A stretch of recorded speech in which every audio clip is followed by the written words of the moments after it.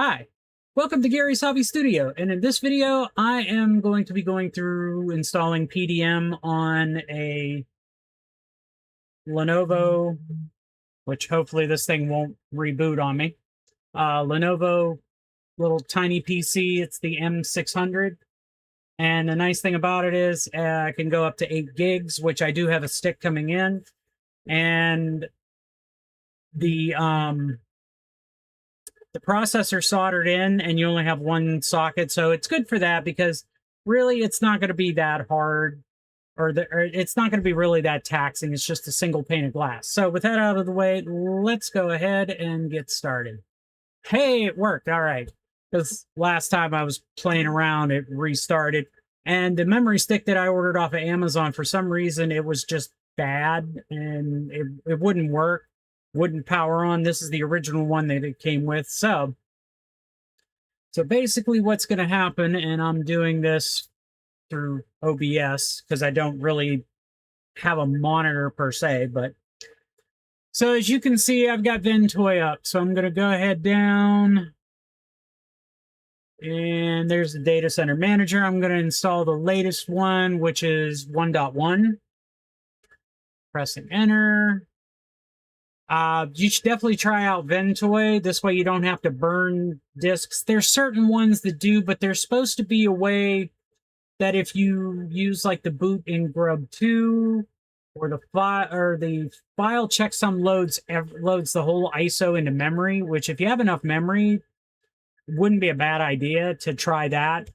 I want to experiment with that with TrueNAS, but that's a whole other thing. Sorry about that. So I'm going to go with start in normal mode because I think that's the way it'll work. And it's loading up. Install Data Center Manager, Graphical. Okay.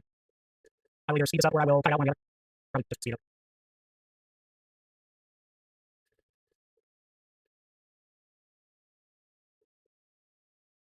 All right. So let me move that mouse cursor out of the way. I agree. And that's that. Next, United States.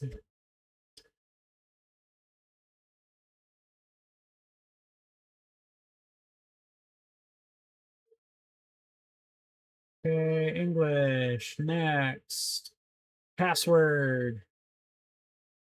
And I'm going to make it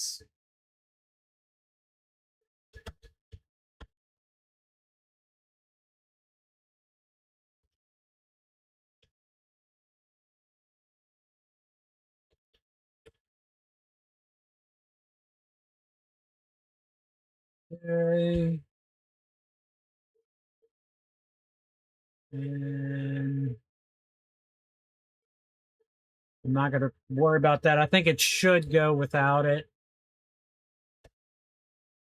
Passwords do not match. Yay. Okay, let's try it this way.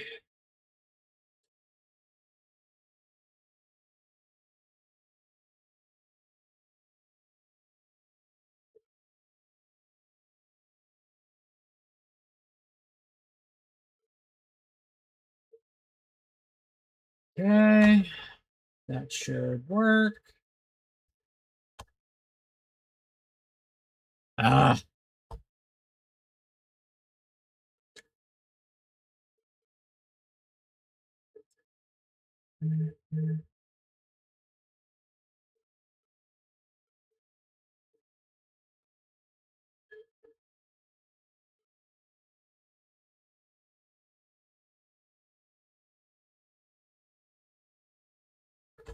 Because it doesn't exist. I can change it. Should be able to change it later, maybe. If not, oh well. Okay.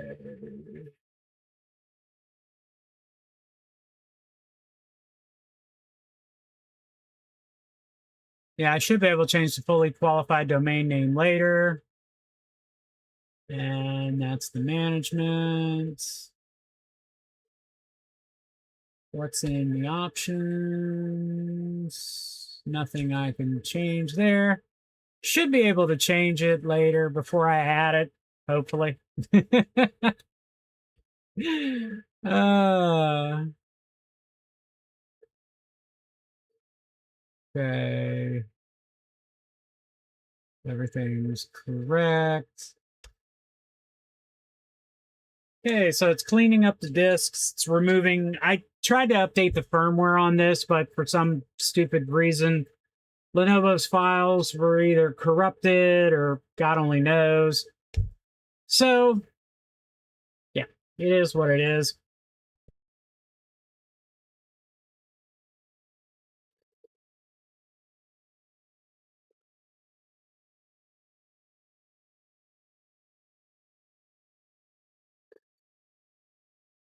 I mean, I've been running it on a small little crappy, like all-in-one board in the tower that's on the floor, but I want to get that tower out of the way. I also have to, this room is just a complete mess and everything keeps happening and stuff like that. So to be honest with you, yeah. My domain switch over from the .local to the .com is actually going pretty good. Still got a few more Docker containers that I have to give links to. And I got some web interfaces on some of the TrueNAS units I got running so that they have access, or so that they have web links for me, and got to fit it onto Homar and stuff like that. Probably show a picture of it once I get everything set up. Been conversing with AI a lot on a lot of the error messages, because some of the things that I had set up, like open project, I was using it to track the cabling redo, which is coming along. It's just taking a bit of time. I'm probably going to do some more of it because I got to run cables for this unit, and soon it's going to be because I also have some other ones. These are the Lenovo 715 M715Qs. These are the second gen. They have the AMD Athlon Pro in them too. Nice thing about these is these can hold up to 32 gigs of RAM, and I can also swap the CPUs out because they are socketed. When I'm ready to do that, because like I said, I want to test these out, see how well Proxmox will run on the current CPUs, which are the I want to say it's the 200 Pro GE. I want to say, I know it's 200 Pro at least. Can't remember if it's GE or not. But if you want to see me like change the CPUs in these and install Proxmox on it, leave a comment down below. Because like I said, I'm at least gonna install Proxmox on these soon, because I have 3 of these, 1 of these, and it makes sense to use that one for PDM.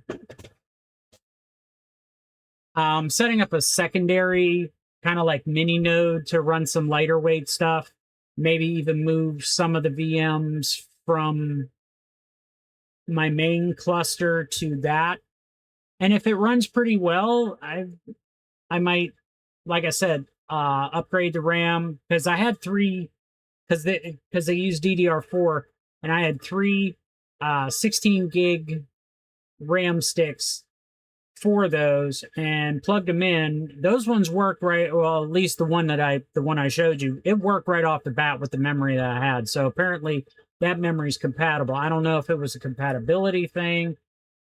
It listed the right specs for this one for 8 gig, but it just wouldn't. The power light, nothing would come on. The fan would spin. That would be about it. Then when I put the old memory stick back in, it started working. So it's almost done. And then probably reboot. And I will take the flash drive out. Probably going to be setting up iVentoy so that it gives me that kind of a installer feel, but for all my ISOs, because I have a share on the shared storage. Okay, next steps is that .8443. I should write that down somewhere so that I remember.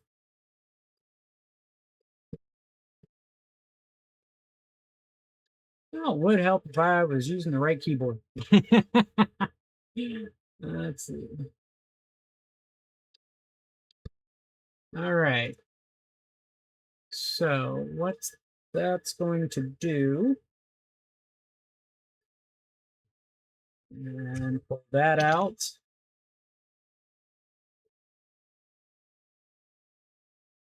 Should boot up from the drive. Hey! Hey, Proxmox Data Center Manager! Just wanting to see if it'll boot up. Can't really see what the error message or any messages on it because it's so small. I have just the window in OBS over here.